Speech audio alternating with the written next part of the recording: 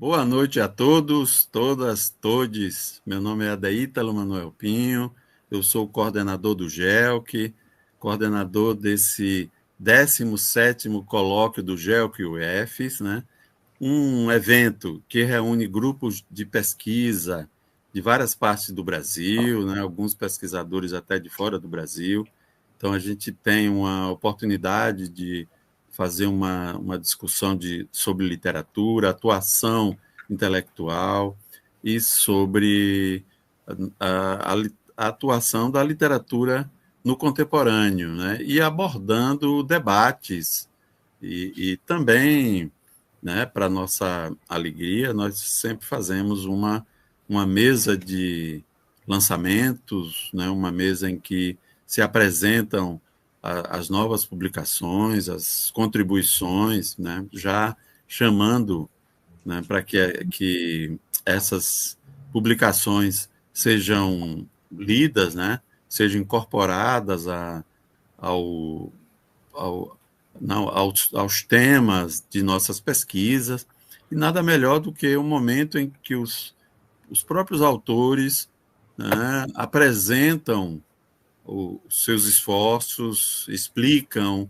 respondem questões, então é um momento muito legal, né? A mesa está composta pelo professor Lucas Nascimento, professor do Departamento de Letras, né? Aqui um autor, um influencer, né? Um autor que gosta, né? E é muito bom que se atue, que o intelectual, que o letrado atue, porque ele se apresenta em público. Temos também a professora Lícia Soares, que foi minha professora, né? É minha professora, que satisfação, né? E que é uma moça que a gente tem que falar, dela mesma lembrar que é uma moça especialista em mídia, especialista em novela, né?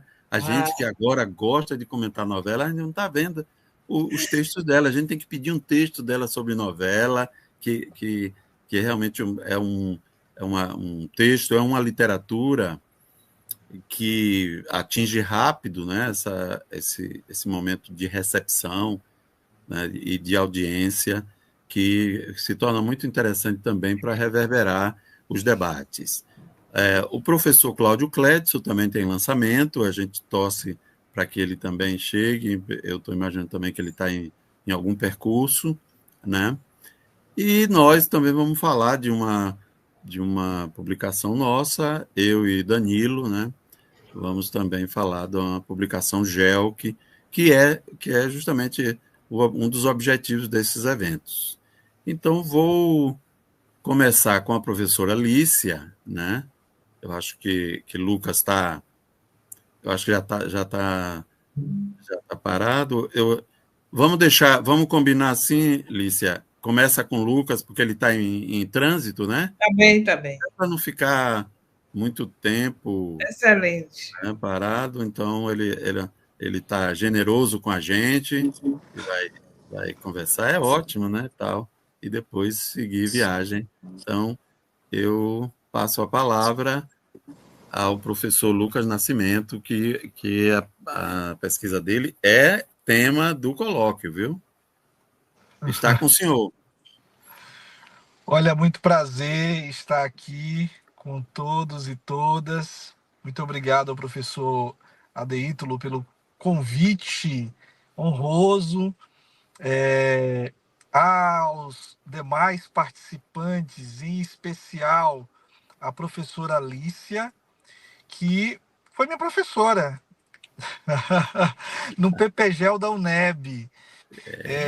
Foi a primeira vez que eu ouvi falar de novela de um modo aprofundado. Então, eu não sei se ela se lembra de mim.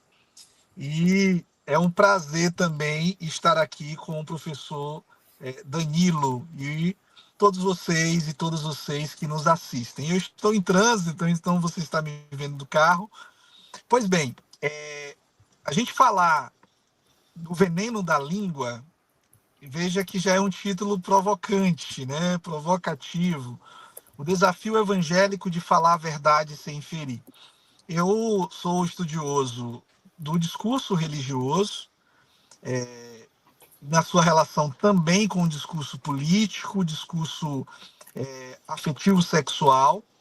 E na minha trajetória de pesquisas recentes, eu havia proposto que, especialmente lá na minha tese de doutorado, que o ato de polemizar é um ato ético, porque é um ato que as pessoas fazem em defesa de seus valores que importam. E sem polêmica não existe democracia. A ditadura cala a polêmica. Mas eu comecei a perceber que nem todo ato polêmico ele é ético. O ato de polemizar é ético, mas nem todo ato polêmico é ético. Então, como eu analiso o discurso religioso, eu fui observando isso no discurso de religiosos. E então é que eu faço um pós-doutorado lá pela USP, em que eu trabalho essa relação entre ética, polêmica, religião e espaço público.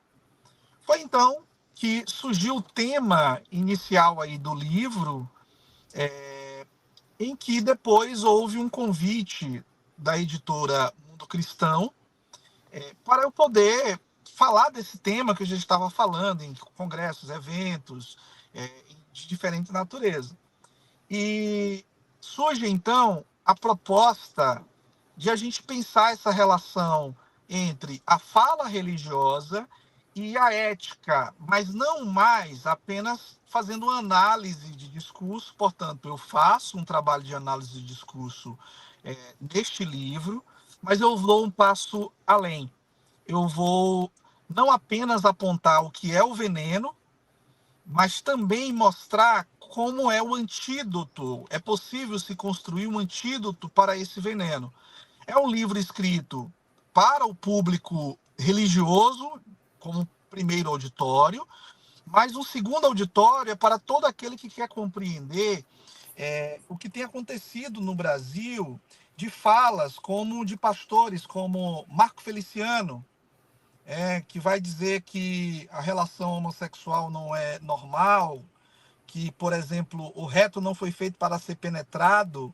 Ele diz isso em uma entrevista na ocasião em que eleito para presidente da Comissão de Direitos Humanos da Câmara dos Deputados Federais, ali no ano de 2012, 2013. Ele diz isso nas páginas amarelas da revista Veja. Você vai ter aí enunciados que eu vou também fazer análise, como, por exemplo, o enunciado do então ministro do Bolsonaro, Milton Ribeiro, que é um pastor presbiteriano, em que ele vai falar também da normalidade das relações homossexuais. Ele vai falar de como a sua visão sobre o que é que faz com que as pessoas optem, como diz no discurso, por serem homossexuais. Então eu trago vários discursos de figuras religiosas públicas em que trazem esses enunciados que ferem. E eu, ao fazer isso, trabalho com um diálogo com a analista do discurso Marianne Pavot, que vai falar da virtude, a ética das virtudes discursivas. Faço um diálogo com isso e apresento, então, alguns elementos para caracterizar essa fala agressiva.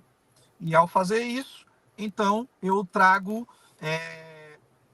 por exemplo, um pouco da história da relação, da linguagem política dos evangélicos, como essa linguagem estrategicamente vem mudando ao longo do tempo, até você ter a bancada evangélica atual que muda ao longo do tempo de estratégia. Tem um capítulo que eu mostro isso, mostra a influência do Silas Malafaia nessa mudança da própria linguagem, o pastor Silas Malafaia.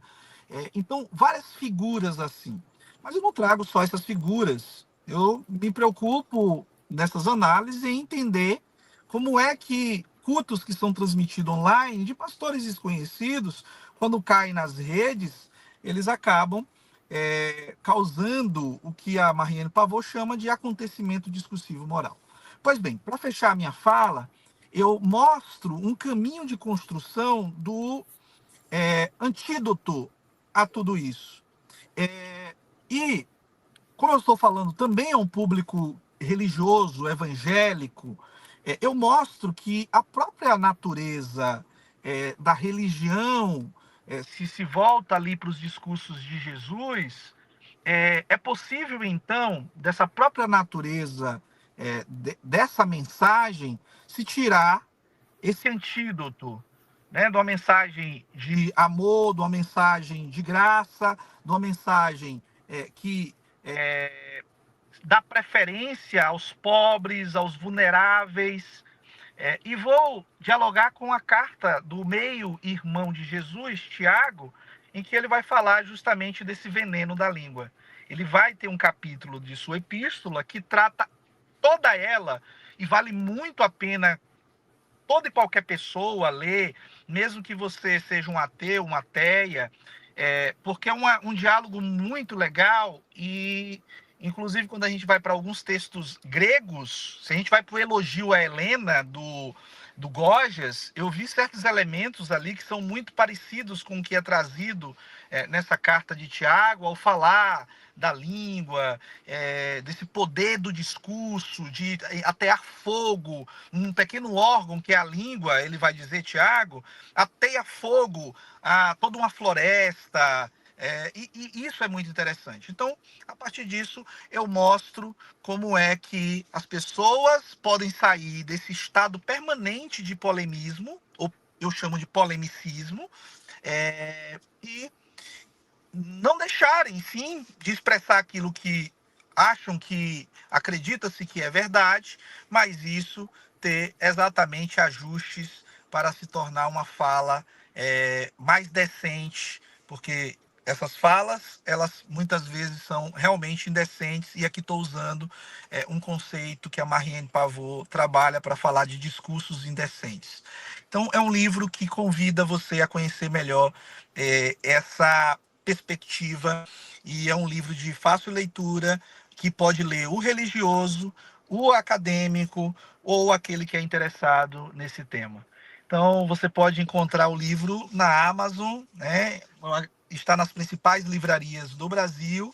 É um livro que as pessoas têm utilizado, já foi citado aí, né, como objeto de análise na Folha de São Paulo, em grandes veículos. Então, tem chegado a muita gente, e isso é muito bacana. Então, muito obrigado, e é um prazer poder fazer parte desse momento, desse colóquio que traz uma discussão aí perpassada pelo trabalho do professor César Rocha, de Castro Rocha, e um livro tão importante que a gente também já dialoga com ele há um bom tempo. Muito obrigado. Muito bem, Lucas. É isso aí.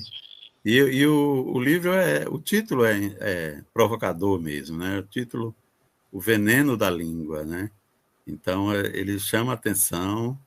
Eu também vou procurar porque de fato a gente tem assim o que pode ter sido uma interpretação, né, dos evangelhos, da evangelização, mas também de uma invenção do discurso como um poder, né? Um discurso que a gente percebe que há um aperfeiçoamento disso que é colocado ali de maneira até enigmática, né? A gente vê que os apóstolos estão sempre em dúvida com Jesus, ele é como se ele estivesse fazendo um discurso muito mais avançado, mas que ele precisava dizer, né? Que ele precisava dizer de um jeito que ele fosse reverberado, disseminado, diluído, até um momento em que se pudesse ter essa compreensão. Quer dizer, a gente vai ver esse momento, depois a gente vai ver na Idade Média, quando se institucionaliza. Aí já não é, na Idade Média a gente não vê um texto, a gente vê uma institucionalização, né, em que também se colocam mais camadas de significado e de simbolismos, né? A gente olha da agora, a gente olha para a Idade Média, né? A religiosidade é desse paradigma que a gente tem que superar para você. Quando você diz assim, vamos ler o Tiago, é superar mesmo essas camadas de simbolismo para a gente chegar até a essa força, né? Essa historicidade que é como a gente faria a leitura acadêmica, né? Essa historicidade desse texto. E que hoje essa historicidade é colocada como projeto, né? Como plataforma, né? Eu não tenho dúvida, por exemplo, Netanyahu tem uma plataforma baseada no texto, baseada nesse texto, né? Só que não me parece uma plataforma religiosa, é uma plataforma política, né? Que cria uma complexidade para a gente pensar historicamente. Como eu estava refletindo agora com o episódio da morte de Francisco, né? Que alguém do governo de Israel postou e logo depois apagou. Postou e apagou, né? Então, assim, o texto religioso com uma proposta política é tão forte que não foi só a ausência dele, em que os grandes líderes foram lá e prestigiaram, né, a importância. A ausência é uma marca para a gente pensar como hoje a complexidade chegou a um ponto de ser uma plataforma política para o texto, né? De Estado, no caso de Israel, uma questão de Estado complexa, que dificulta para chegar num consenso, né? É muito difícil porque se parte de um princípio que é uma cláusula pétrea, né? Assim, como eu vou negociar? É muito difícil mesmo. E cria uma tontura na gente, porque a gente pensa historicamente, é a gente que tem que ir lá na antiguidade para poder fazer essa negociação, porque vai ser difícil de vir. Eu acho que seu livro nos provoca nisso, esse veneno da língua, né? Bem, muito legal. Muito bem, bacana. Lucas. Vamos ver se Lícia ou Danilo querem. Aproveito que ele está ali, ó. Então. A professora Lícia, por favor, se quiser comentar.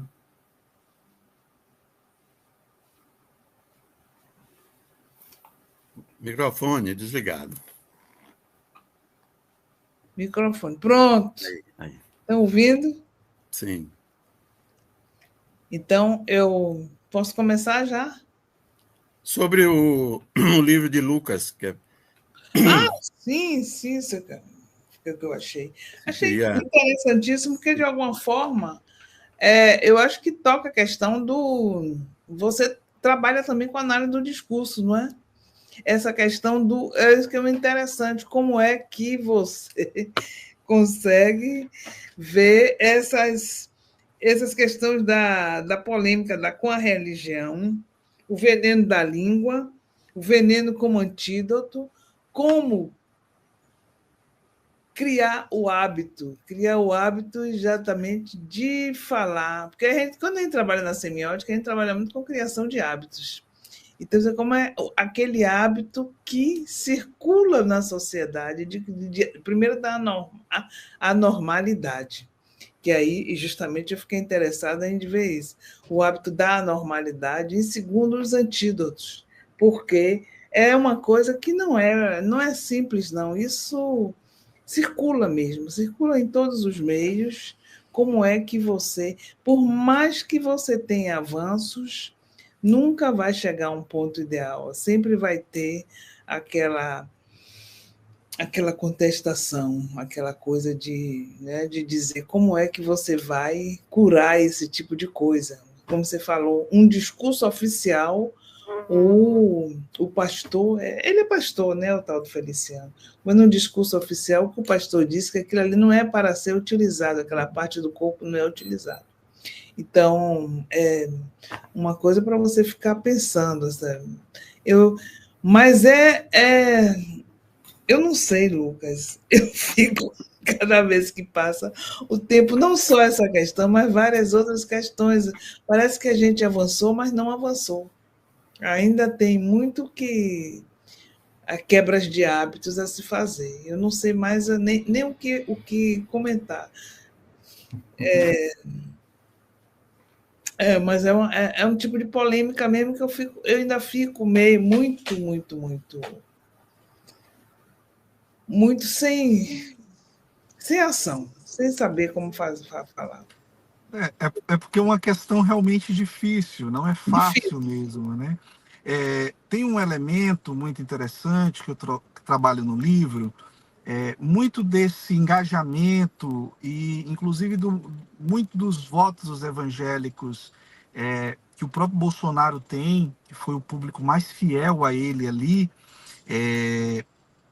com 70% aí de votos praticamente desse segmento, você tem justamente uma história de como há um trabalho pelo discurso dos líderes políticos que são evangélicos e que polemizam e colocam um efeito, às vezes, de pânico moral em torno de certos temas que não eram considerados temas dentro do círculo evangélico. Então, você tem, ao mesmo tempo, você tem uma espécie de manipulação dos valores religiosos, de modo que esses valores religiosos acabam dando fundamento também os valores religiosos específicos da religião, se tornam ali amalgamados aos valores de uma religião política, que é o bolsonarismo, que se torna essa religião política, um nacionalismo,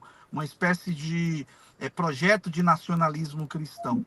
Então, isso passa muito pelo desejo de poder desses líderes, pastores políticos, líderes políticos, que faz esse trabalho de manipulação mesmo dos valores e de projeto de poder. Isso é muito interessante e fazem isso porque isso dá voto. Fazem isso porque a extrema-direita trabalha com esse método, né? Pois é, agora se falou exatamente, ficou mais claro, porque uma coisa que me interessa, o pânico moral, porque exatamente, olha, não está, eu acho que não são pautas que estão vinculadas aos dogmas religiosos, entendeu? Ou pelo menos eu passei minha vida na Igreja Católica, os dogmas, os mandamentos, essas coisas todas, tudo que estava ligado ao discurso religioso, ninguém contestava homossexualismo, aborto. E, quer dizer, na atualidade, acho que há tempo, há mais ou menos uns 20 anos, os evangélicos, né, começaram, eu acho que os católicos menos, os evangélicos começaram a colocar isso como dogma, principal dogma, como uma coisa mais importante até da religião, da ética religiosa, que é exatamente, lembremos do kit gay, que foi um horror, um arraso, ninguém sabia, e o problema todo é exatamente a criação, quando a gente está falando de discurso, a criação dos discursos, os discursos que vão ser encadeados, que as pessoas nem perguntam a validade da interatividade daquele discurso, que, por exemplo, eu vou no Pilates, vou em algum lugar e circula pelo menos aqui no bairro, pessoas mais idosas que juram de pé junto que as escolas é que formam os homossexuais, desde criança. Até que eu fui perguntar, eu digo assim, mas não é possível, eu vou para a escola, eu vou para o Severino Vieira da assessoria, nunca ouvi. Isto é porque na sua época não era assim, mas eu digo, mas minha época é agora, eu estou indo como é hoje. Entendeu? A minha época é hoje, fazer mesmo que aquela Henrica, nunca me esqueci de Henriqueta Brieva, que ela disseram assim, como era na sua época, ela dizia assim, antes de morrer, ela disse com 90 e tantos anos, minha época é agora. Sou contemporânea, o senhor está vivo aqui. Então, mas meu senhor, a minha época é agora, eu não vejo ninguém. O que acontece, aí não adianta explicar, porque eles não vão entender. Que eu vou dizer, por exemplo, eu tomei muito tapa, porque eu cresci muito, eu andava feito homem, eu só gostava de brincar com meninos. Quando não tinha menina, eu tinha primas, brincava de gude, de arraia, dessas coisas todas. Aí meu irmão, depois que veio, ele também não... Ele brincava, pegava minhas bonecas, ele também tomou muito tapa.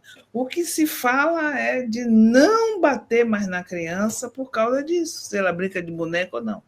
Mas ninguém... Já está dando uns temas para Lucas aí, ó. Está dando uns temas para Lucas aí. Para Lucas, Então, esses tapas aí. Esses tapas, eu tive que andar muito tempo. Esse negócio do comportamento da criança. O comportamento da criança, eu tive que andar muito, dar voltas em casa com um livro na cabeça para rebolar como mulher, porque como eu cresci muito para a época, eu era meio, falar mais, essas coisas assim, tudo que eu sofria para não sofrer, porque o menino ou a menina que não é homossexual, quando os hormônios vão vir, ele vai tomar o jeito dele, não tem coisa, então, entendeu?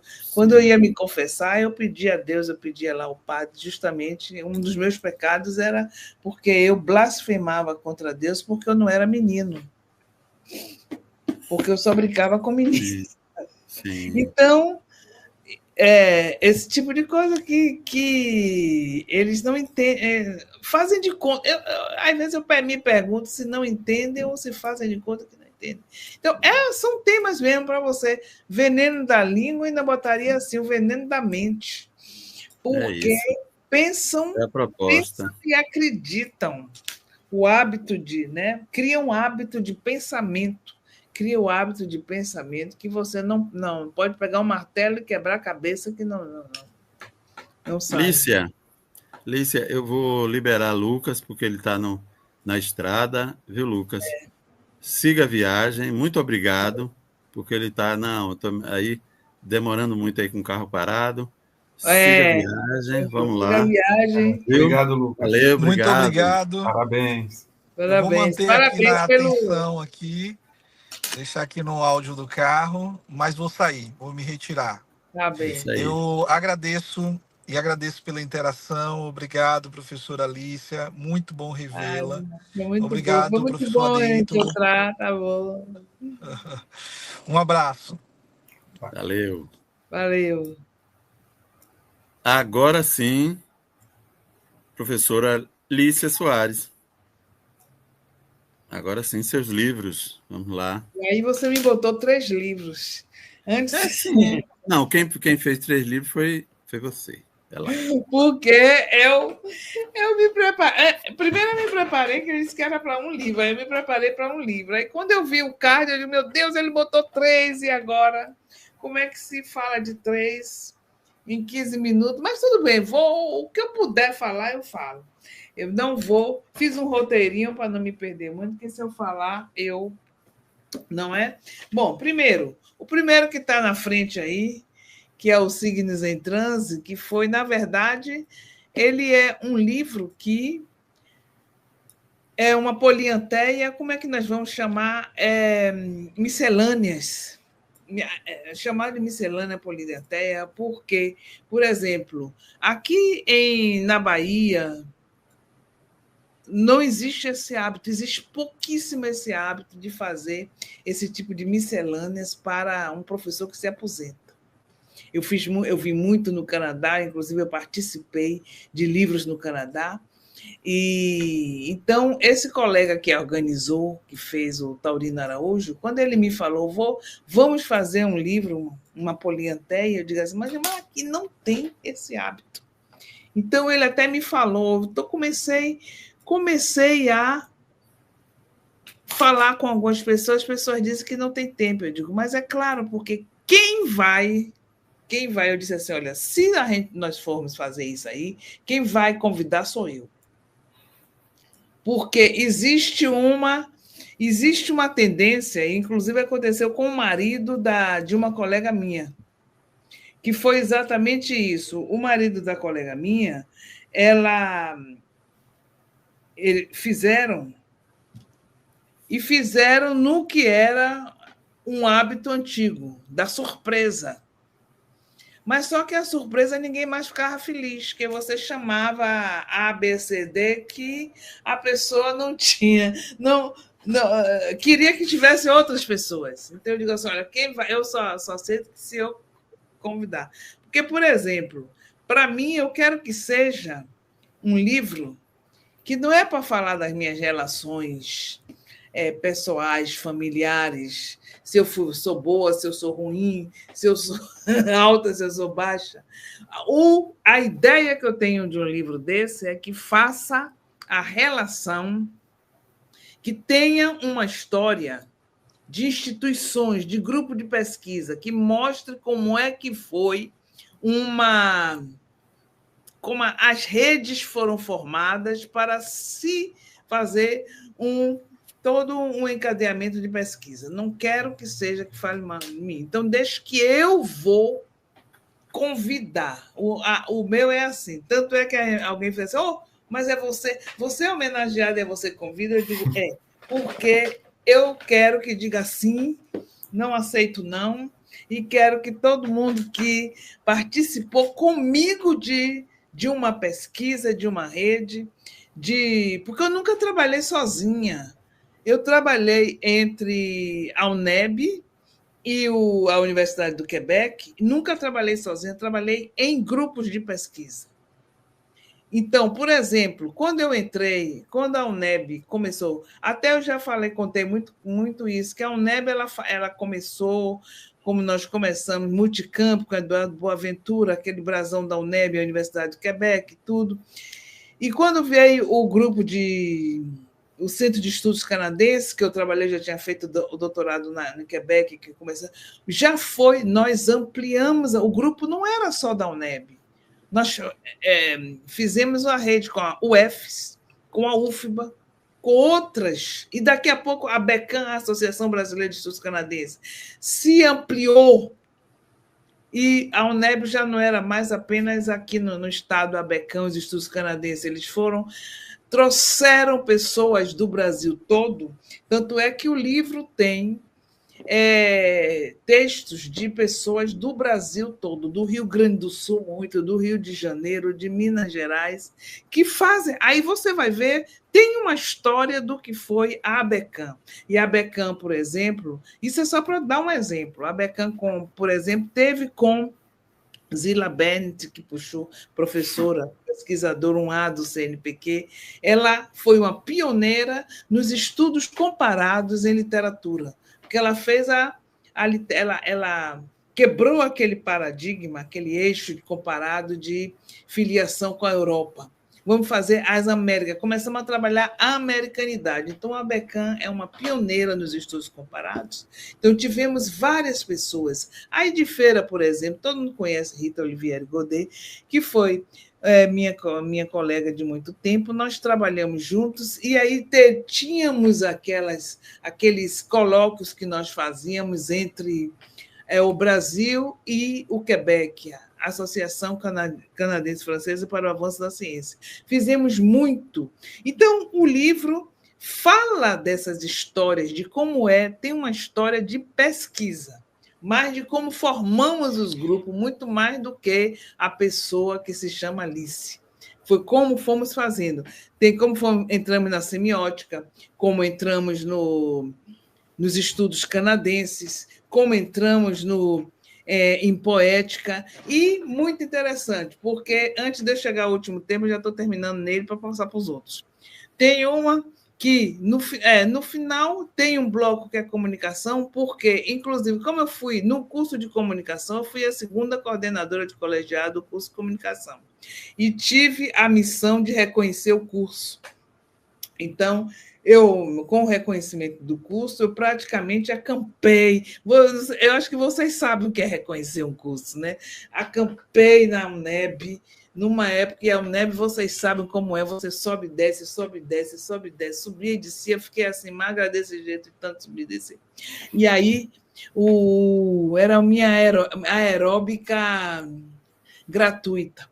E aí fiz vários, trouxe a iniciação científica. Então, todas essas pessoas, eu só chamei pessoas assim que trabalharam, que estiveram junto comigo na rede, porque eu nunca trabalhei sozinha, sempre foi em grupo.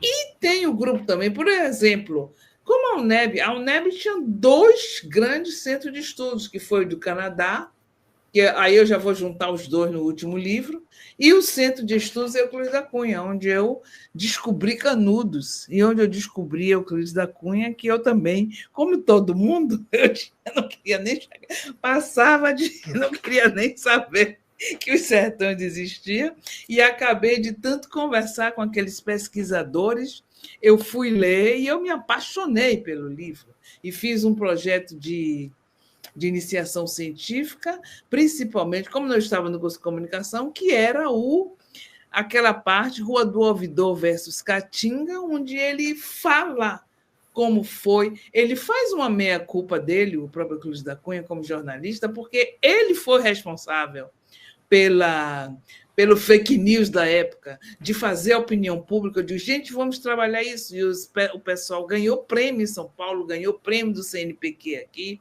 na própria UNEB, porque nós colocamos, tipo da coisa, a voz do jornalista, a voz do enunciador se penitenciando. Então, vocês têm aqui, o que é muito importante, interessante aqui, ele próprio se ironizando todos os outros através dele. Então, às vezes, quando eu ouço até algumas pessoas dizendo, meu Deus, esse livro é um livro que tem o ponto de vista das tropas para satisfazer o status quo, eu digo que nada, todas as pessoas que estudaram, isso que é um livro polifônico, tem vozes e vozes e vozes e vozes, e até hoje, ainda digo, não teve nenhum livro que ultrapassou em todas o tipo de abordagem das ciências, das referências históricas e tudo mais. Agora, veja bem, uma coisa eu vou chegar lá, depois eu vou entrar nele. E esse livro aqui, eu ainda digo assim, ele é histórico porque uma das alunas de iniciação científica, que depois ela se transformou em professora, ela se tornou professora da UNEB, ela fez, a Deíta não deve conhecer Lidiane Pinheiro, que ela fez o mestrado na UFES, e ela colocou fotos que são fotos históricas, que são fotos da Grande Seca, entendeu? Que é a Grande Seca, de 1999. Então, ainda tem aqui Manuel Neto, Luiz Paulo, João de Regis era um sobrevivente, ele ainda tem está aqui no livro, Dona Duru, o Paulo Zanettini, que foi um arqueólogo que veio de São Paulo. Então, tem essas fotos todas que ela colocou, e com outros pesquisadores, como Leopoldo Bernucci, como Littgard, como Jorge Araújo. Então, está assim, um documento histórico. Então, eu convido vocês a lerem, porque não é apenas os Signos em Transe, é um livro em que vocês vão seguir como é que se faz pesquisa, a pesquisa da semiótica, tem semiótica pré-oceana, tem semiótica poética, tem realmente 6 eixos de pesquisa e como as equipes se entrelaçaram para que entendeu? Para que as nossas referências, os nossos trabalhos, as nossas pesquisas vissem a luz do sol, viessem, emergissem, entendeu? Que não ficasse apenas. Eu fiquei muito satisfeita, porque tem todos esses grandes nomes, como Zilá e Eurídice. Eu não vou dizer não, senão eu vou fazer injustiça. Então, esse é um. Eu não posso falar mais dele, porque senão eu falaria a noite inteira. Como se faz um deserto? Deixa eu passar para este. Este daqui foi também, porque os 2 que vêm agora, Como se faz um deserto, e o outro, são o resultado de 20 anos de pesquisa. Assim que eu entrei no Centro de Estudos, eu descobri o Centro de Estudos Euclides da Cunha, e Euclides da Cunha com Y, lá da UNEP, né? Que eu comecei, foram as 2 subseções que mais me impressionaram. foi aquela que eu falei, Rua do Ouvidor versus Caatinga, e Como se faz um deserto. Porque eu disse, um dia eu ainda vou escrever sobre isso. Porque ele mostra. Cadê, meu Deus do céu? Tem aqui. Como foi que esse bioma Caatinga, que é o único que é totalmente brasileiro, como é que esse bioma Caatinga, ele está já bastante comprometido, ele se transformou em um bioma que já está praticamente com uma parte comprometida, né, o semiárido e tudo mais. Então, ele vai dizer assim, por quê? Eles colocaram fogo, queimadas. Até que a Ítalo falou no africano o termo, eu uso o termo de Euclides, que foi isso, que os índios faziam caiçaras. Caiçaras, que era colocar o fogo diante ali no lugar onde eles iam refazer a cultura, e depois eles faziam a cultura onde eles tinham queimado o lugar, mas eles sabiam, eles tinham saber. Coivara. Coivara, obrigada. Coivara, a gente chama de caiçara. E eles sabiam, eles tinham saber. Só que os colonizadores, o que é que eles fizeram? Eles diziam, bom, bora botar fogo. Eles botam, bora botar fogo. Botar fogo. Os índios estavam lá 5 milhões de anos, 5 mil anos, 5 mil anos, não, é mesmo, 1.000 milhões e tudo mais, faziam aquilo e não destruíram. Então, eles colocaram, e é como Euclides vai dizer, eles botaram fogo. Tem partes assim, bastante de denúncia mesmo. Feriram a terra, fizeram de tudo, usaram as grupiaras exatamente para fazer aqueles buracos na terra, fizeram, e ele vai dizer exatamente, é o tipo de coisa. E essa parte que está na terra, e nós trabalhamos muito com a geopoética que faz fazer, eu trabalhando com um autor que se chama Malcolm Ferdinand, ele trabalha com o Caribe. No Caribe, ele vai dizer o seguinte, a questão da ecocrítica, ela não é apenas ecologia, falar da ecologia, não é apenas natureza, não é apenas meio ambiente. O meio ambiente ele está ligado também à cultura da escravidão, à cultura de utilizar a mão de obra barata. A cultura, as Américas foram assim, elas trabalharam de uma forma tão precária, né? Então ele fala, inclusive, a política, a mão de obra, a política do porão, de trazer o povo no porão, do desembarque, o embarque, e muitos saíram fugidos, inclusive o Canudos Canudos vem a ser uma comunidade de abandono do mundo, aqueles que puderam abandonar aquele mundo, que foram se formar, porque eles sabiam que fora daquela comunidade as relações eram precárias, então eles vão se refugiar ali com Antônio Conselheiro. Então, nisso aqui. E ele contesta o termo antropoceno, que nós estamos usando agora, porque ele diz assim, o antropoceno é uma nova era geológica em que o homem, entre aspas, está agindo na natureza. Mas ele diz, mas não é todo homem. Não pode falar antropoceno, porque começou com a Revolução Industrial, lá com a máquina a vapor, lá pelos 1800, por aí, James Watt e tudo mais. Ele diz assim, olha, não é todo homem. Os africanos não fizeram isso. Os africanos estão há 5 mil anos. Os índios não fizeram isso. Estão há 5 mil anos. Em 4 séculos, destruíram e colocaram a terra em risco. Então, não é todo homem, são aqueles que exatamente estão usando do capitalismo, do mercantilismo, esse tipo de coisa. Então, por exemplo, ele vai criando os neologismos, tipo o negroceno, que é exatamente como foram tratados os escravizados. O angloceno, ele trabalha no angloceno, que é justamente com os ingleses. Os ingleses tinham aquela questão de botar base industrial, passar por cima de povos, passar por cima de comunidades e arrasar, que é o caso do Canadá, já que está no terceiro livro. E ele vai criando os senos. Eu disse assim, bom, eu vou criar o neologismo também do sertão-seno, porque aqui neste sertão-senos foi que aconteceram esse tipo de arraso do semiárido, desse bioma, que é um dos biomas, é o único bioma totalmente brasileiro, onde aconteceu o massacre, não a Guerra de Canudos, porque eles foram, né, se refugiar, eles são figuras do abandono do mundo, porque o Malcolm Ferdinand, inclusive, diz assim, as maiores figuras desse abandono são sempre os que estão fugindo, eles estão em fuga, são pessoas em fuga que estão fugindo dos genocidas. Antônio Conselheiro, por exemplo, é um que ele vem desde o Ceará, né, arrebatando gente, chega ali, fica ali, as pessoas vão até ele achar aquela fazenda e a se instalar ali.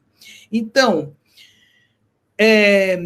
quando eles chegam ali, o que é muito interessante, que a gente até discutiu muito na African, é que existe uma necessidade muito grande de se mudar, de se modificar as narrativas sobre Canudos, porque a maior parte está muito ligada à narrativa euclidiana, que não é de se negligenciar, porque existem vários outros que trabalham, que utilizam. Depois eu vou falar o que aconteceu no Rio de Janeiro, por exemplo, uma coisa de luta, tem a luta no final. Mas depois eu vou dizer isso. É uma forma em que existe uma necessidade de ver como foram os 4 anos de convivência dos mutirões de Antônio Conselheiro, ali, quando ele estava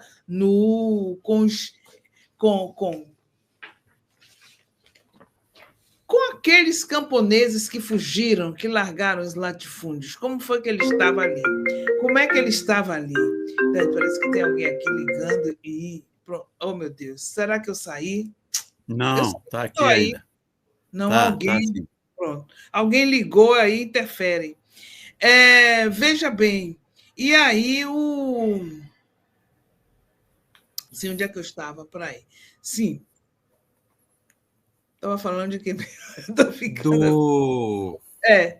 Antônio Conselheiro, que veio fugindo. Fugindo, pronto. Então, ele foi fazendo aquele tipo de... São os 4 anos em que ele diz assim, olha bem, são 4 anos em que eles formaram, trabalharam, fizeram uma comunidade de partilha, que vários autores, vários outros autores do ciclo canudiano, como Vargas Llosa, ele vai falar que era um socialismo utópico.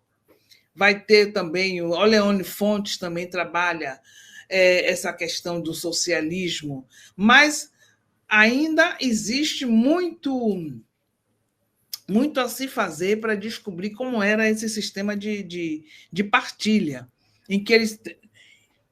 O que existe aqui no livro, vocês podem ver já nas páginas aqui do final, é que tem a departamentalização das 3 etapas. Sim. Em que existe no meio, você tem Antônio Conselheiro, que ele era o central. Do lado de esquerdo, você tem João Abade com a defesa externa. Do outro lado, você tem a administração política com Antônio Villanova, tudo mais, e tem Emanuel Quadrado, que era como secretário de saúde, tinha os que se cuidavam da educação e tudo mais. E quando Antônio Conselheiro cai, o sistema cai também. entendeu? Porque ele era central, era como uma teocracia, eles assim, era uma teocracia carismática, fraternidade cristã libertária e produção cooperativa mutualista. Mas ali, quando Antônio Conselheiro cai as colunas departamentalizadas caem também e não continua mais. Então, Mas não é por isso, né? Hein? O Exército, né?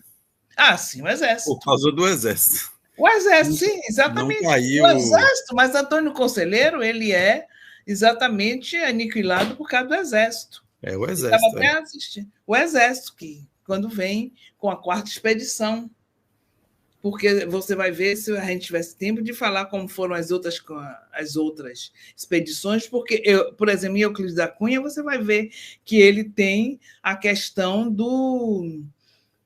Ele fala da feiura muitas vezes dos sertanejos, Hércules Quasímodo, mas de repente transforma eles em Anteu, em mitos gregos que enfrentam o exército, aquela coisa, mas quando o exército vem com a 4ª expedição, não, eles não conseguem. Aí, uma vez que derruba Antônio Conselheiro, derruba todas as colunas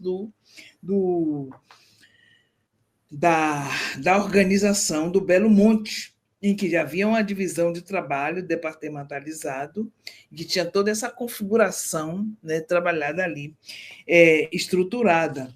Então, por exemplo, isso aqui que eu estou dizendo assim, como o deserto ele não é apenas em termos de natureza, porque ele vai ser também em termos de cultural, em termos humanos, porque, como você sabe,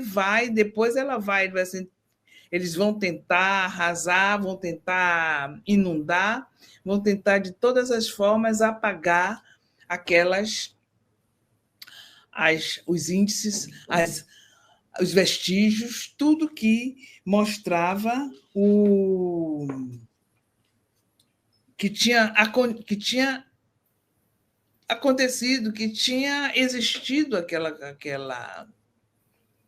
aquela comunidade ali de mutirão e de partilha, entendeu?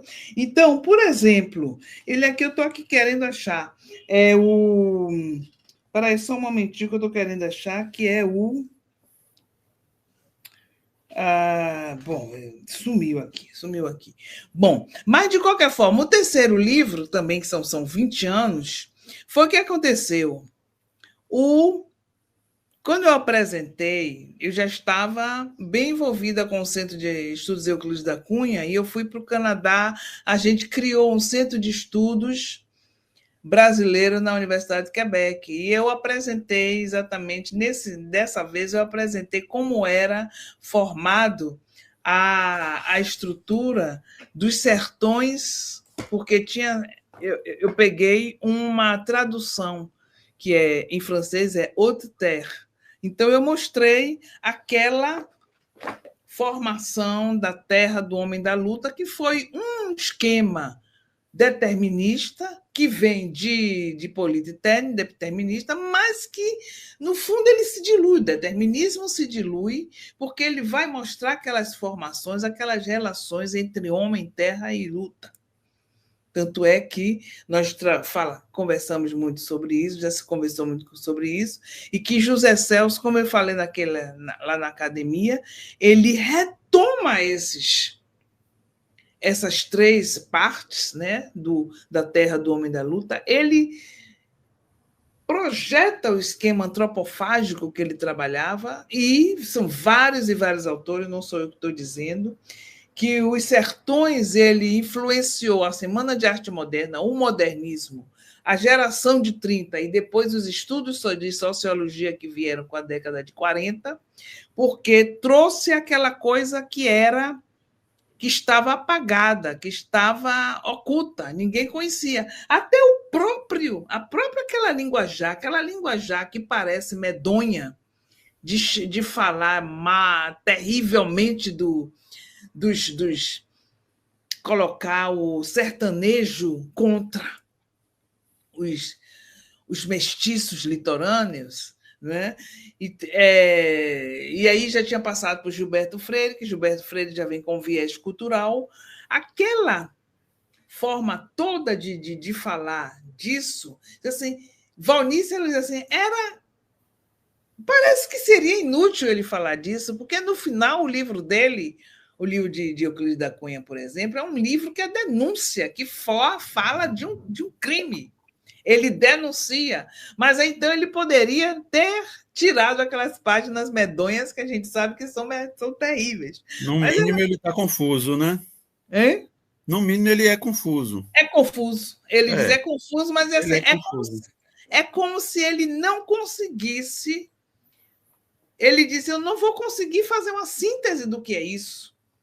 Eu não vou conseguir fazer uma síntese do que é isso, mas jamais, jamais, jamais eu diria que ele está fazendo o ponto de vista, está com o ponto de vista das tropas, do governo. Disse, não, senão ele não teria o sucesso que ele teve. Ele mostrou. Eu diria, né? Eu diria. Que é o ponto de vista das tropas? Sim, eu diria. Eu diria. Mas, no mínimo, para que a gente continue esse diálogo, ele é confuso. No mínimo, ele é confuso. Não, ele é confuso, né? E é uma confusão que realmente não tem ponto de vista das tropas, porque no final, ele, inclusive, ele contesta, ele fala, tem momentos interessantíssimos que ele diz assim, olha, nós tivemos a oportunidade, as tropas não iam dizer nunca uma coisa dessa, nós tivemos a oportunidade de conhecer, ele já não fala mais de jagunço, ele chama de Patrício. Nós tivemos a oportunidade de conhecer esse Patrício que nós abandonamos durante 400 anos. E entre nós, ao invés de irmos até eles, nós atraímos para um quadrado de baionetas. Nós tivemos rancores, não é assim? As tropas iam dizer isso? Mas não foi, ele não foi atraído, eles foram até lá, né? Mas eles não foram atraídos. Nós atraímos eles para um quadrado de baionetas. Ele diz coisas... É confuso. O sertanejo nunca saiu de lugar nenhum. Sim. O exército foi até lá. É confuso, no mínimo confuso. É confuso, sim, é confuso. Assim, mas atraímos, né? Atraímos, porque quando ele diz atraímos, é porque exatamente eles não saíram de lá, inclusive, eles usaram eles usaram a questão da guerrilha do Xuan. Porque, como dizer assim, quando ele chama do Xuan, eles colocou. Eu vi, por exemplo, nos 100 anos dos sertões que o Centro de Euclides da Cunha promoveu, tinha uma mesa que tinha Euclides da Cunha e Balzac. Eu não sabia, eu disse qual a relação que teria, e justamente que foi exatamente os artigos dele, Nossa Vendéia, que a Vendéia foi uma guerra dos Xuans revolucionários contra a Revolução Francesa, que foi liderada por Jean Chouan, e que ele chamaria o Chouan foi aquele que foi contra, e no final ele vai dizer, não é, nós nos enganamos, todos ele vai dizer, ele vai falar, ele vai denunciar e vai falar que ele próprio se enganou com aquelas designações. Essa parte mesmo que eu falei, a Rua do Ouvidor versus Caatingas, ele critica todos os jornais, ele ironiza a si próprio. Que no final ele vai dizer, ele vai falar que como é difícil você estar diante de uma página branca para escrever. Mas o que é... Voltando a essa questão aqui... Sim, de novo, outro motivo da confusão dele, né?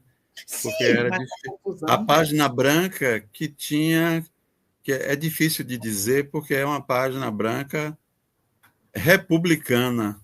Sim, quando o que ele estava de frente para um massacre. Exatamente. Aí a página branca fica difícil de ser completada, porque como eu vou escrever a favor da República se a República está cometendo um crime, né? Como escrever essa página branca? Aí é difícil. A confusão. Aí, por isso que o elogio ao sertanejo aparece esporadicamente, né? Tem uma coisa no texto que em algum momento que ele se admite, né? Tem, mas no final ele fala mesmo da força. Ele vai falar da força e eu quero que fique a força.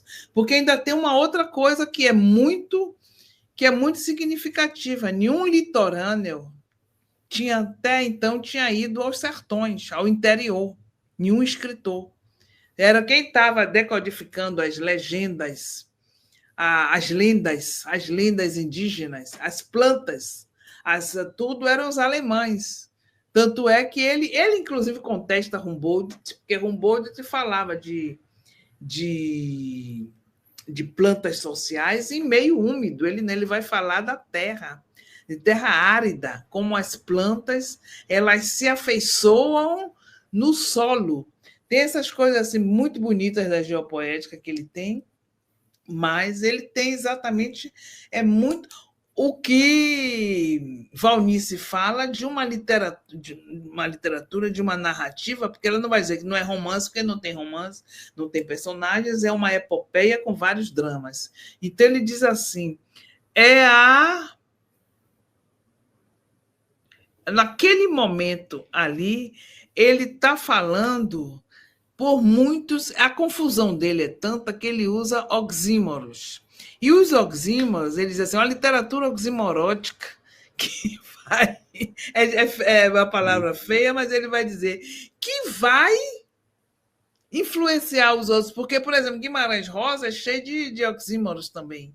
Mas só que Guimarães Rosa, ele vai fazer os oxímoros que são como, por exemplo, o chamado movalize, eles juntam, entendeu? Então, por exemplo, Euclides da Cunha faz o Hércules Quasímodo. Guimarães Rosa vai fazer com outros, ele junta as palavras. E um dos contos mais oximoróticos que existe é o Famigerado, que é uma coisa assim interessantíssima, que ele chega diante do cara e faz assim, doutor, o que é famigerado? E que o cara morrendo de medo, que o cara, aqueles jagunção, chega lá e diz assim, bom, famigerado é notável, é importante, é uma coisa muito boa. Eu, com todo, você está me vendo aqui todo humilde, tudo que eu queria ser agora era ser um famigerado. Aí o cara sai todo feliz, né? Aquela coisa toda. Quer dizer, acho que Euclides tem... Eu acho que Euclides tem essa marca do grande escritor. Tem. Só que o grande escritor, ele não pode ser subordinado a nada. É uma coisa assim que eu tento ver, né? E é tão interessante que a gente pode estar errado. Mas Euclides é subordinado a uma ciência e a um regime político. Sim. E ele não deu sorte porque os dois estão equivocados na história, né? Sim. Se a gente olhar a República teve que se renovar de 30 para cá. Euclides escreve antes. E a ciência também, quer dizer, na década de 30, 40, a ciência se renova e Euclides está naquela ciência. E aí ele só tinha uma saída. Euclides só tinha uma saída. Ele tinha que se revoltar. Ele tinha que se revoltar. E você lembrou bem, Humboldt, qual é a diferença de Euclides para Spixius, né? Spixius.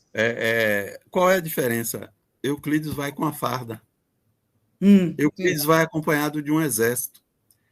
Só isso acho que já deveria neutralizar qualquer contribuição, porque a gente vai ter que pagar esse preço de que ele foi ao sertão por uma boa causa, mesmo que ele tenha ido acompanhado do exército, né? Só isso já deveria. Mas aí, o que eu acho que ele não foi por uma boa causa. Ele foi exatamente para... Ele foi para aceitar, ou mesmo para corroborar aquela ideia que ele teve no jornal onde ele foi premiado com a Nossa Vendéia. E chegando lá, mesmo acompanhado com o exército, chegando lá, ele muda de opinião. Entendeu? Então, ele não foi por uma boa causa, ele foi mesmo para... No mínimo, ele fica em dúvida. Mas ele Acho foi... que a gente pode entrar num acordo assim que, no mínimo, ele fica em dúvida, porque se ele não está em dúvida, então ele ironiza com Hércules e com Asímodo. Porque se ele tivesse mudado de opinião, ele diria Hércules. O Hércules com Asímodo é a postura de quem está afetado, a gente vê que está, mas não abriu mão, porque aí ele vai dizer Hércules com Asímodo, né? Ele vai dizer Hércules com Asímodo, mas ele transforma Hércules com Asímodo em Anteu. E Anteu é aquele que tem o pé no chão, que você não pode tirar ele do chão, porque senão ele perde a força. E ele vai dizer, a natureza todo protege, ele se transforma em Anteu e ele vai mostrar todas as formas como ele enfrenta o exército, entendeu? Até o final, e no final ele fala. Ele não ficou até o final, é bem verdade, mas ele, sabendo o que aconteceu, ele diz com todas as palavras, isso foi um crime. Isso foi um crime porque ele viu, ele chegou a ver, entendeu? Ele mostra. E por isso que ele foi aclamado por todas as gerações que foi depois e todas as... Porque se ele não fosse, por que Manuel Benício não foi aclamado do mesmo jeito? Bom, não tinha também, e vários outros que escreveram, entendeu? O modelo, o regime, mesmo equivocado, mas o regime de poder é a República. A República. E ele por que todo mundo fala assim, bom, mas ele não tinha... Alguns dizem assim, eu sou conselheirista porque não posso ser euclidiano, porque Euclidiano o Euclides era a República. Mas Euclides, veja bem o que acontece. Com a laicidade da República, ele não poderia aceitar a religiosidade dos romeiros, dos peregrinos. Entendeu? Depois, ele realmente... Isso aí você pode ver. Ele nunca foi... Mas aí ele quebra a ideia de intelectual, né? Já que ele não pode aceitar, então o intelectual é livre. Mas e paga o preço. Ele ainda está com o pé no... E paga o preço. Ele ainda está com o pé no naturalismo, né? Sim. E o naturalismo teve a influência de Gobineau, que veio ao Brasil, e que falou que o brasileiro, a população brasileira seria degenerada, exterminada, porque tinha muita mestiçagem. Ele ainda fica naquela confusão, né, do Gobineau até sair daqui. E Euclides leu Machado. Por que não confiou em Machado? Por que não confiou em Machado? Que não aprovou nada disso. Machado não aprovou nada disso, exatamente. Nada disso. Ele não leu, ele preferiu ler outros e... ele preferiu ler outros. É difícil. Foi a preferência dele. A preferência dele foi o equívoco, né? Eu acho que o que a gente tenta é levantar, porque é uma questão crucial. Você disse que ia comentar um pouco sobre o Rio. O Rio lembra muito Canudos. Sim. Ia comentar um pouco sobre o Rio. Como é que eu vou conversar com essas pessoas? Com a bala. Com a bala. É com a bala que eu vou. Né? Porque foi exatamente... Você viu que nós tivemos na Africã essas duas direções. Uma direção em que vamos ver Canudos agora sem conflito, sem guerra. Os 4 anos. E teve a outra direção, que teve até a última mesa foi nessa, falou muito disso, que seria quase que impossível não ver Canudos com conflito. Porque houve o conflito, houve massacre, houve morte, houve sangue. E aquele rapaz que eu sempre esqueço o nome dele, que veio do Morro da Providência, que eu queria ir para lá. Que veio do Morro. Ele trouxe aquela ideia, exatamente, que nós não tínhamos pensado. Foi exatamente isso. E Canudos está lá. José Celso Martinez, ele diz, não, teve sim, tem a luta, a segunda luta, o dia da luta 2 é o dia do... O dia da luta 2 é o dia do desmassacre em que ele está lutando contra Silvio Santos no Rio, aquela coisa toda. E ele diz que nunca nós podemos separar, tirar, ou mesmo eliminar a questão da luta na questão de Canudos, né? No referencial de Canudos, porque houve um massacre e é um exemplo para o Brasil. É um exemplo do Brasil, porque, inclusive, é o que se diz, os historiadores dizem, a Guerra do Paraguai causou mais danos econômicos, político-econômicos ao Brasil do que Canudos. Mas foi já um evento midiático, um evento altamente midiático, em que eu estava até assistindo ontem um documentário, até Antônio Olavo fala e tudo mais, de Moreira César. A questão de cortar a cabeça de Moreira César foi assim, de um simbolismo, de uma ousadia, de uma audácia que seria... Que deu uma amplitude assim ao conflito, ao problema de Canudos, que seria maior do que massacrado, que Canudos machucou a República. Machucou a República. Apesar de que o erro foi da República. Apesar de que o erro foi da República. Agora, foi da República. Não dá para a gente amenizar isso. Moreira César era muito importante para a República e ele morre lá, né? Ele é chamado corta-cabeças, e aí quando exatamente, inclusive, tem aquela coisa que a Antônio estava falando, quando o Tamarindo vê a cabeça de Moreira César, que teve aquela célebre sentença que ele fala, olha, é tempo de Murici, cada um cuide de si. Isso aqui, né? Ficou famoso, mas é exatamente ótimo. Foi... Ótimo, vamos usar essa frase para concluir a sua fala. Tempo de Murici, né? Cada um cuide de si. Então, questão do Rio de Janeiro. Quando eu estava fazendo... Porque Danilo, vamos dar 2 minutos para ela concluir. 2 minutos. Eu tive vários grupos de iniciação científica.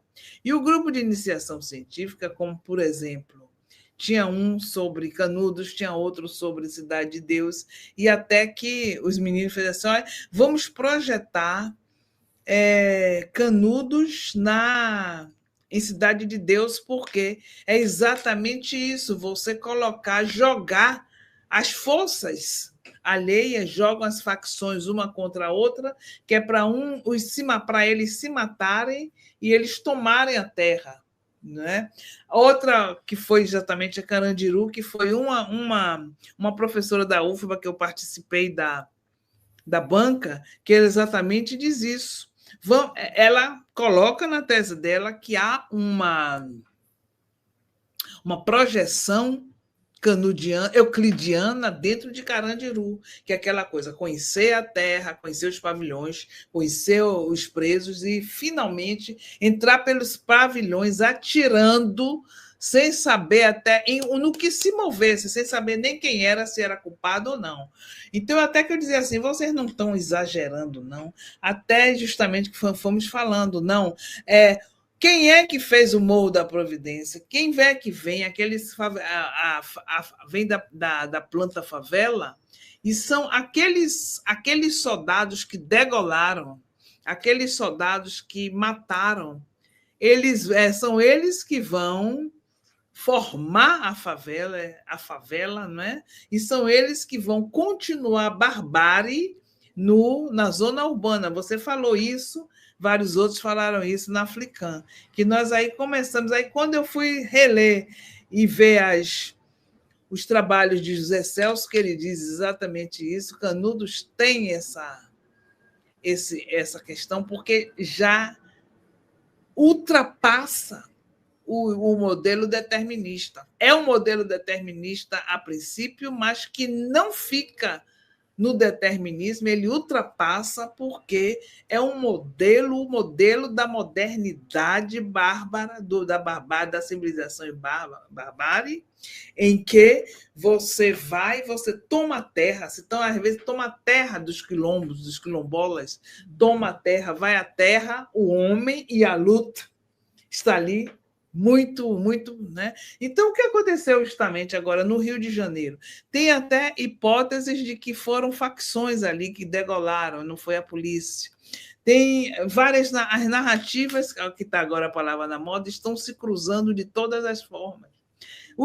Mas, seja qual for a narrativa, o que é importante é que houve um massacre de novo.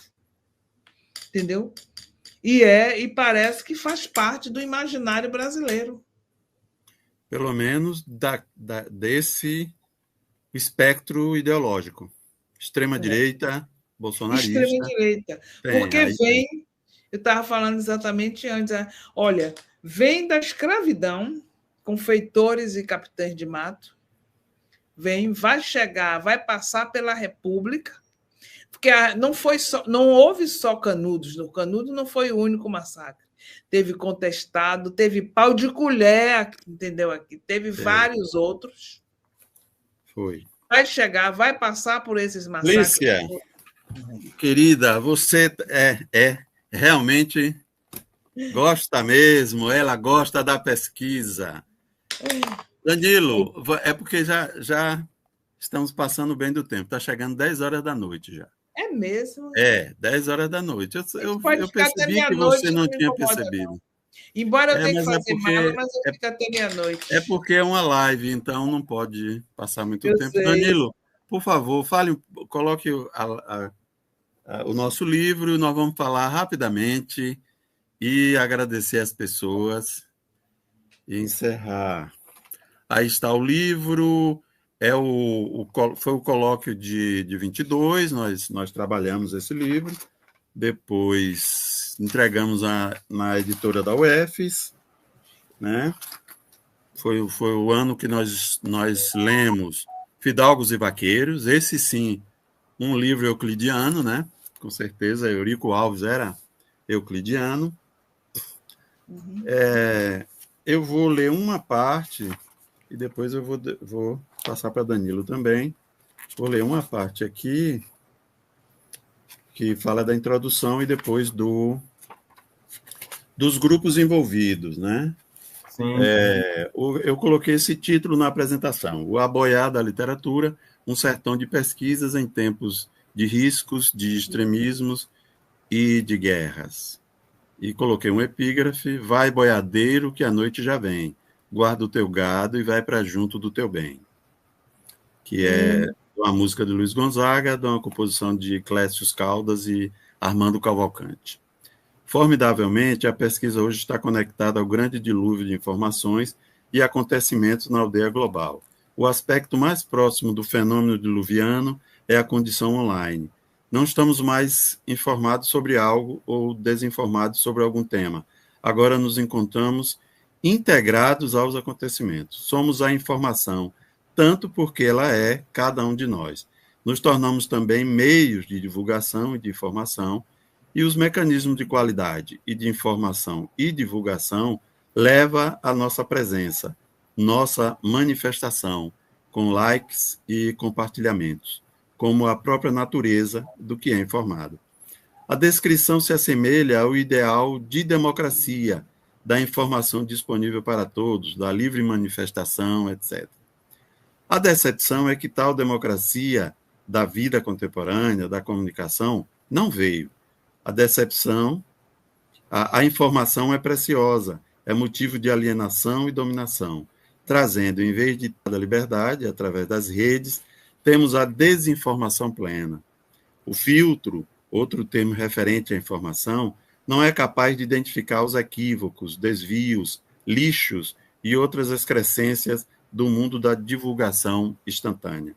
Como se diz, não conseguimos retirar o joio do trigo. Esse joio não é algo aleatório, nunca. Ele é proposital, doutrinário, ideológico, alienante, cooptação, porta de entrada em obscuros mundos religiosos e partidários. O mundo da informação é a emergência de entrada em formas distorcidas, conservadoras, extremistas de mundo. Por isso, ameaçadores da civilização e da sociedade. Em vista dessa condição de tempo-acontecimento como algo único, que a pesquisa deve envolver-se a fim de contribuir para compreender o dilúvio de dados e logaritmos como um ser de vida própria. Numa lembrança sempre recorrente, SIC, do filme consagrado Matrix, 1999, estamos em pleno deserto do real. Os criadores certamente pensavam num mundo complexo, mas chegamos a uma realidade inesperada, né? Acho que essa é a condição. Depois eu faço algumas observações, né, sobre a pesquisa, e depois tem uma descrição aqui dos grupos, como é uma coletânea, né, dos grupos envolvidos, né. O livro Sertão e Literatura provocou uma série de pesquisadores a apresentarem seus esforços e propostas de estudo, contemplando, através e com a literatura, diversos e necessários temas na contemporaneidade. Ele está organizado pelos grupos de pesquisa da FURG, da Universidade Federal do Rio Grande do Sul, aqui coordenado pelo professor doutor Mauro Nicolas Póvoas, do IFBA, coordenado pela professora doutora Maria da Conceição Pinheiro Araújo, o GPLR, da UESC, da Universidade Estadual de Santa Cruz, coordenada pelo professor doutor André Luiz Mitidieri Pereira, do GPBio, a UESB, representada pelo professor doutor Marcos Antônio Assis Lima, e da UFES, coordenado por mim. Os textos apresentados são diversos e ricos, a começar pela abordagem da literatura gaúcha, né, do grupo da FURG, Estudos do Conto Maravilhoso, por Arthur Scapini, obra do grande escritor gaúcho Moacir Clia, da análise de Natália Moreira Viana, da obra do outro grande escritor gaúcho, Aldir Garcia Chile, e também o pesquisador Tiago Goulart Colares, desvendando as escritas de Renato Modernel sobre a cidade do Rio Grande. Do grupo IFBA, né, Maria da Conceição Pinheiro Araújo faz estudos de gênero a partir das provocações contemporâneas de identidade. Erivaldo Salles Nunes faz excelente reflexão a respeito da educação antirracista, necessária e urgente. A pesquisadora Manuela Cunha Peixinho realiza estudo crítico sobre literatura infantil da jovem escritora baiana e colega, né, Palmira Heine. Valesca Oliveira Moura apresenta sua pesquisa sobre literatura e saúde mental no ensino médio, no qual expõe a problemática da escola numa sociedade brasileira cada vez mais desconfortável e causadora de ansiedade. No grupo da UESC, o professor André Luiz Mitidieri Pereira aborda a literatura brasileira a partir da biografia de um dos grandes autores contemporâneos, João Gilberto Noll. As ensaístas Denise Gonzaga dos Santos e a professora doutora Vânia Lúcia Menezes Torga realizam competente leitura da obra de Clarice Lispector. Fabrício Brandão Amorim Oliveira e Ricardo Oliveira de Freitas fazem catálogo e estudam as mini-autobiografias na metrópole eletrônica. Trata-se de lugares novos e de esperança para o surgimento e renovação da literatura. Gerlândia Gesteira Santos e Vânia Lúcia Menezes Torga apresentam análise de interesse a respeito sobre a obra de Rebeca Solnit. Giovanna Bardini e o professor doutor Marcos Assis Lima fazem pesquisa sobre as sagas de vida da transclasse, mulher transexual, Fernanda Faria de Albuquerque.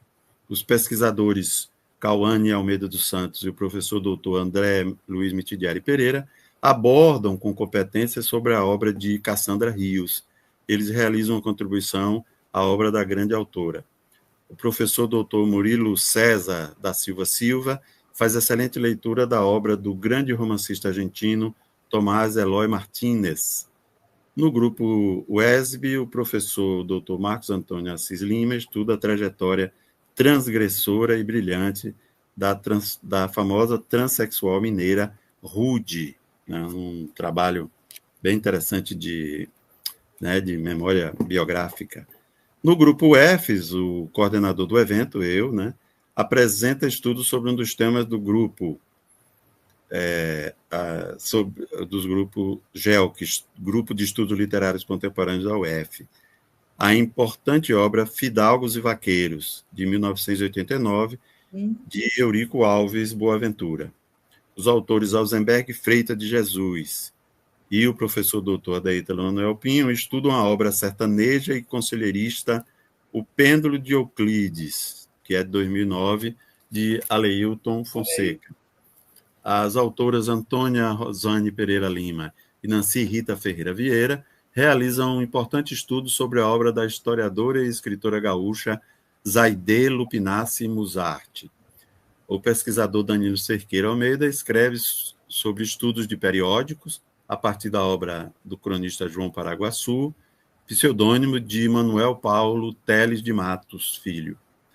Edinage Maria Carneiro da Silva e o professor doutor Márcio Ricardo Coelho Muniz apresentam estudos sobre o conto Maria, da grande escritora Conceição Evaristo.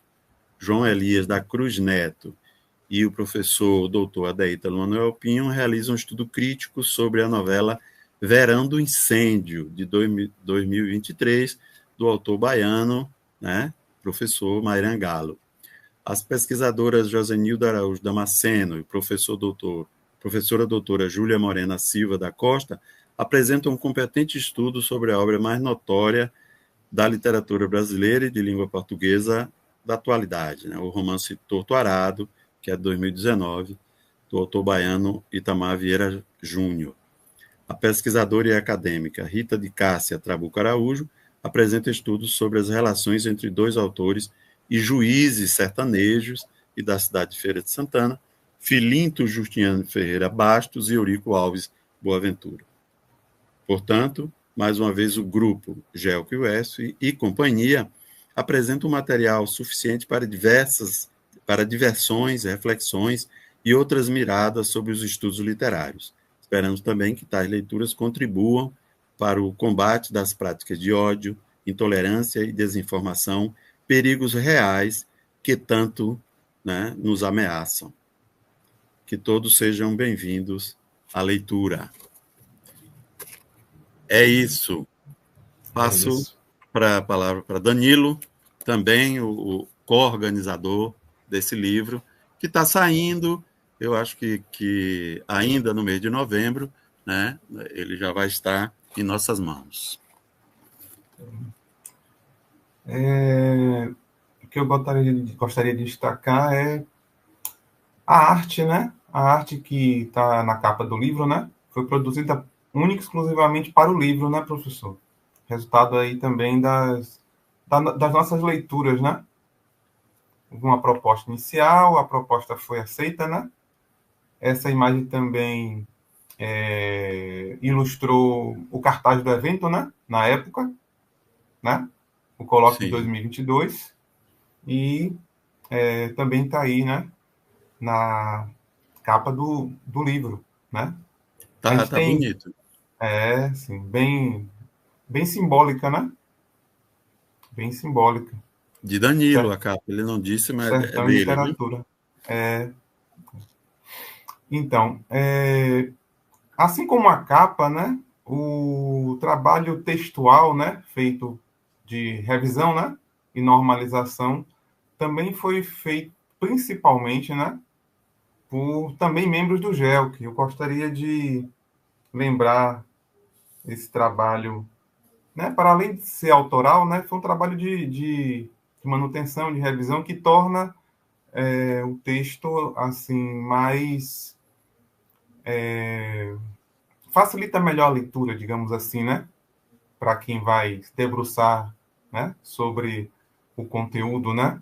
Torna mais fluida, mais informativa, né? Com menos, digamos, ruídos, né? Ruídos textuais, digamos assim, né?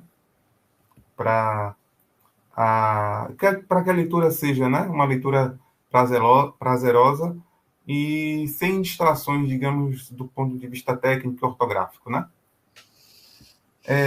Além, claro, né, da participação do professor Adeítalo e da minha também na parte de revisão e normalização, as colegas Anitta, né? As colegas Antônia Rosane, Ednage, João Elias, também, né, autor do trabalho, e Josenilda, né? Esses são os revisores e normalizadores que, em tantas comunicações, né, professor, por e-mail, trocando e-mail, período para primeira revisão, segunda revisão, terceira revisão, revisão final, contribuíram aí para que a gente chegasse a um texto, né, na melhor condição possível, para, a partir aí dos próximos dias, né, e semanas, né, se transformar aí num conjunto textual agradável para os leitores. Então, vai aí meu obrigado também, como organizador, né, ao professor e também a todos os nossos colegas aí, aos autores, a comissão científica, né, que também ajudou na avaliação dos trabalhos, né, e aos futuros leitores. Também vai aí o meu agradecimento. Muito obrigado. E quando vai Muito ser bem. lançado? Nós estamos Ou quando vai planejando. ser? Quando vai estar circulando? Daqui a alguns dias, porque já foi pedido, o ISSN já vai ser enviado, né? Estamos finalizando, mas já está com todos os elementos já. Eu estou louca para pegar. Certo, não, você vai ter o seu, sim. Então... Claro, são as figurinhas. Mas eu acho que estamos satisfeitos, né? Agradecendo as pessoas que ficaram até agora, né? Que resistiram bravamente. Eu vou pedir para Lícia dar as últimas palavras e depois a gente, vai concluir. Pois é. Bom, minhas últimas palavras devem ser o quê? Um grande agradecimento. Foi muito bom. Quando a Deitra me falou, você vai fazer um lançamento de um livro, do livro do deserto, eu digo, que bom, mas aí daqui a pouco, quando eu vi no card, tinha 3 livros, eu digo, meu Deus, como é que eu vou conseguir? Mas foi bom, porque já colocou em vitrine os 3, né? Os 3 são necessários, os 3 são importantes, eles são diferentes, mas tem um fio condutor, porque é exatamente essa pesquisa em literatura, pesquisa em semiótica, a pesquisa como ela se entrelaça com vários outros parceiros, que é exatamente essa paixão que nós temos. E eu acho que eu consegui colocar em evidência essa questão da rede. É o que nós trabalhamos muito, a rede, a CAP, o CNPq, eles sempre estão falando disso, de rede. O Canadá fala também de rede. Parece que estamos intimidados a formar redes. E como ele disse, eu nunca trabalhei sozinha, nunca fui de ter eu sei que tem pessoas que trabalham, fazem seus livros sozinhos, fazem suas iniciações científicas sozinhos. Eu nunca consegui. Eu sempre estive ligada a um centro de estudos, sempre, porque eu gosto de equipe, eu gosto de gente, de ter aquelas pessoas, aqueles parceiros com quem a gente pode trocar. Porque se eu ficar exatamente sozinha, eu só vou ouvir a minha voz. E como, por exemplo, eu gosto de ouvir, como eu estou dizendo, eu me apaixonei por Euclides da Cunha, mas gosto de ouvir o que fala de contraditório dele. Não análises rasas e supérfluas, como estão fazendo agora com os clássicos, com a chamada literatura hegemônica. Porque já se ouviu falar que Jorge Amado é racista, Monteiro Lobato é racista. Então, as pessoas pegam as páginas e começam a falar, ora, desde Gilberto Freire que não se fala mais que tal autor é racista, se vê o contexto, entendeu? Mas aí a gente vai abrir, Lícia, para outro debate. Vamos ter que convidá-la de novo, convidá-la para uma conferência de novo. Mas essa questão de ser racista ou não, você não acha que isso é raso? Eu admito que tem racismo, Agora é preciso realmente tratar o texto, trabalhar o texto. Trabalhar Eu o acho que texto. a leitura que eu tento fazer de Euclides é uma leitura do texto dele. Do Eu texto nunca, dele. nunca, é E o texto dele, a complexidade dentro do uma texto, luta de texto, é uma né? luta, como disse. Aí fica difícil, pelo menos como eu vejo, fica difícil dele escapar. Euclides deixou um flanco muito difícil para o debate que está acontecendo hoje. Aí, mas eu gosto também da gente ir ao texto, não falar de longe, mas lendo o texto, fazendo a leitura. E fazendo aquela. Lícia querida, vamos concluir e a gente marca outro dia, porque tem coisa para discutir sim. Um Pronto, beijão, agradeço a todo mundo, vamos terminar, porque é na luta mesmo, né? é É a a luta. luta de Canudos, é a luta, É a né? luta. Vamos terminar com a força mesmo, é assim.